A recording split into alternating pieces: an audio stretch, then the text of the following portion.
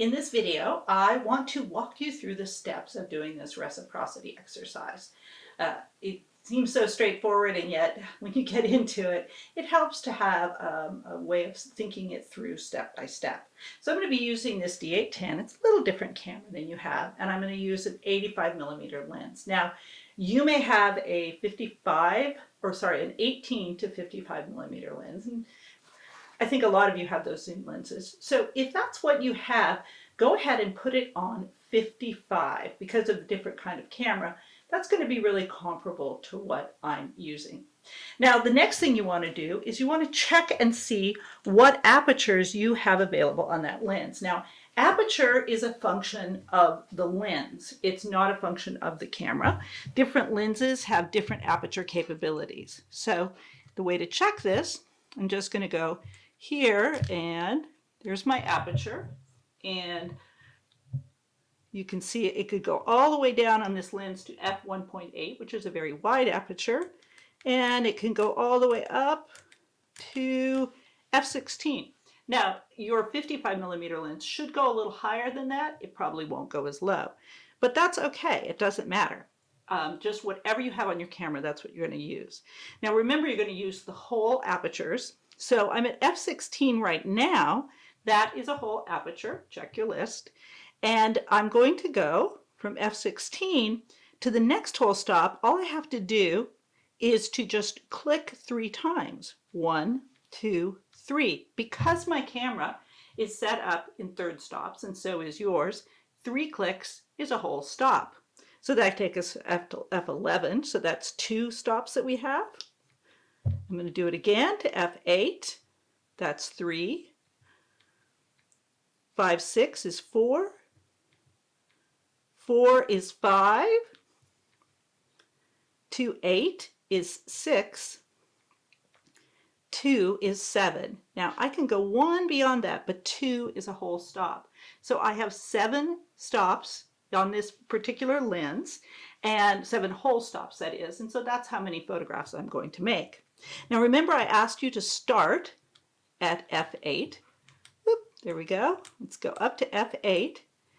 And when I meter this scene at F8, I get actually a 30th of a second. So I'm going to go ahead and change that down.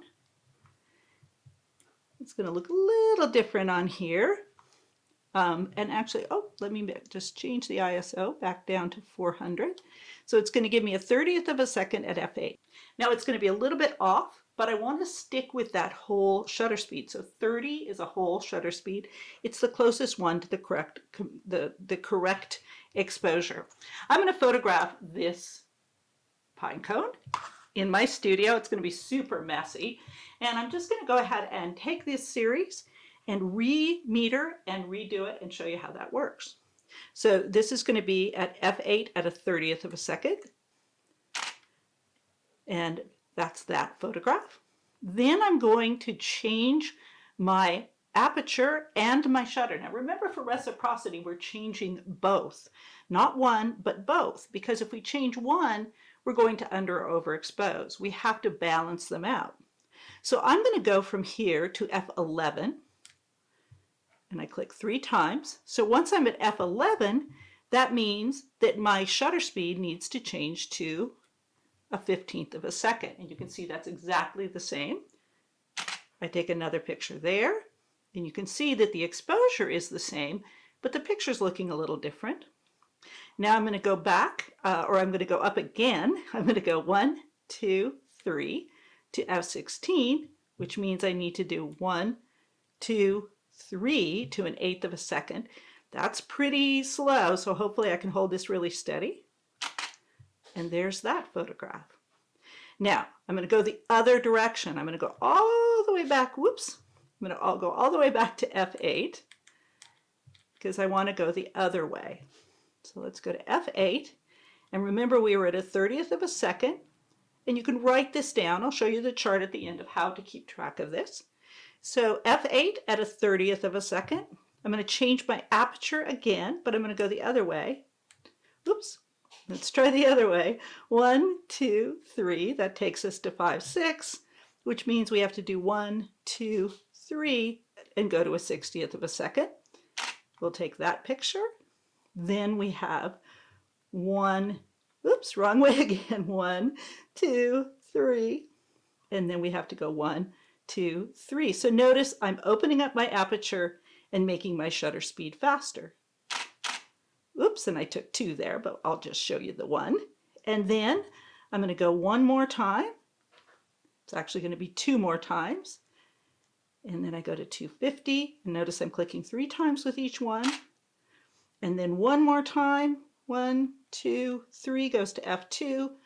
2, 3 goes to 500. And notice how that just puts me right on the whole apertures and the whole shutter speeds.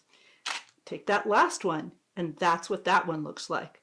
So you can see that we have exactly the same amount of light reaching the image sensor, the correct exposure for each one, but the photograph is changing. You notice that it's changing mostly in the depth of field. That's what you're noticing. But if you're playing with it for motion, and I threw the pine cone in the air, then that would give you a different effect again as you went to your slower shutter speeds. Okay, that's all you need to do for your reciprocity exercise. For your shutter speed, you're going to do the same kind of thing, but play with a moving object. So the last part of this, I want to just show you what I want from your notes, from your worksheet for this exercise. So this is something that you can download. You can fill it out on your computer. It's what we call a fillable PDF.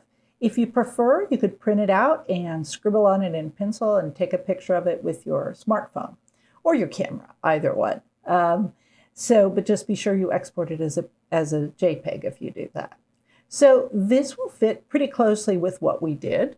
This is the interior, because I photographed that pine cone on the interior. So as I would go, I started at aperture f8 as I did in the video. So remember that the shutter speed for that was 30. You can either write 30 or 1/30th, either way, that's fine.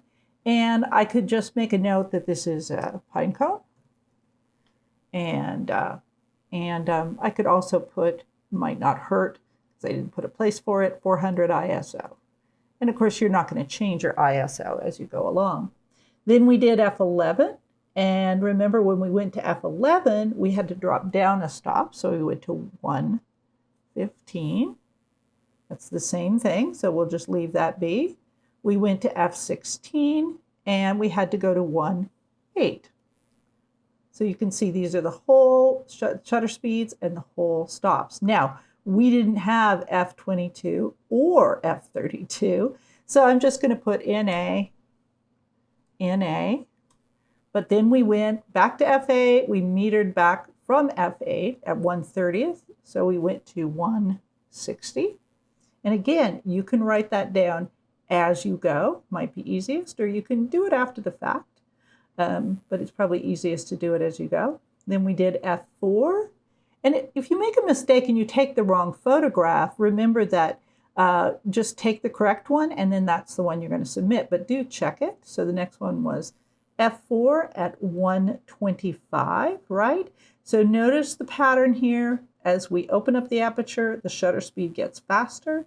As we close the aperture down, the shutter speed gets slower in order to compensate. I'm going to make a couple of notes here after we get done. We just started with the pine cone, and I'll note some other things. So we went to 2.8, we went to 1/250th, and then we went to F2, and we went to 1/500. Easy peasy. We don't have 1/4. And notice that this is the lens that I use. None of you are going to have a lens that goes all the way from 1/4 to F32. So you'll definitely have to put not applicable in one of these spaces. Now, what you might notice here after the pine cone, we might put a note if we look at the photographs again, and I'll just pop them up here on the screen. We might put some notes on here as I look at them, going from F8, which was our starting point. We go to F11, and you notice that the background is a little more focused. Right?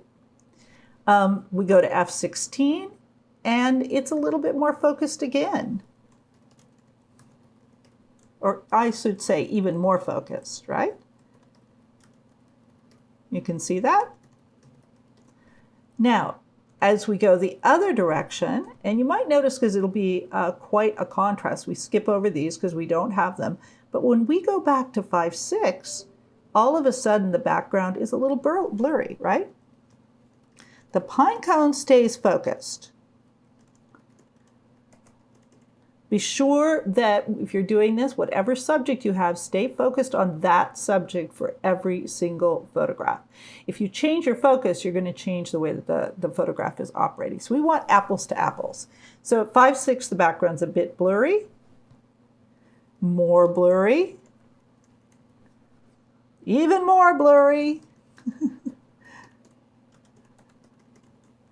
and on this one, very blurry, the blurriest.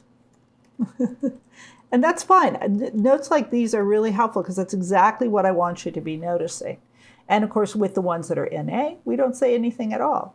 So what you're noticing, same exposure. If they aren't looking the same, double check your settings. Make sure you did this math right if you get a really different exposure from one to the other. But if you get them all right, they're all the same exposure as you saw in mine. Those were straight out of the camera. I didn't adjust them in any way. All we're finding is that the change is in the depth of field or the depth of focus. Now, when you go to start to playing with your motion, if I was throwing the pine cone in the air, what you might be noting, you can use the same chart, you might notice that the pine cone is frozen in the air. Or it might be that it's creating this streak of motion blur if it's at a slower shutter speed. Okay, go have fun with it.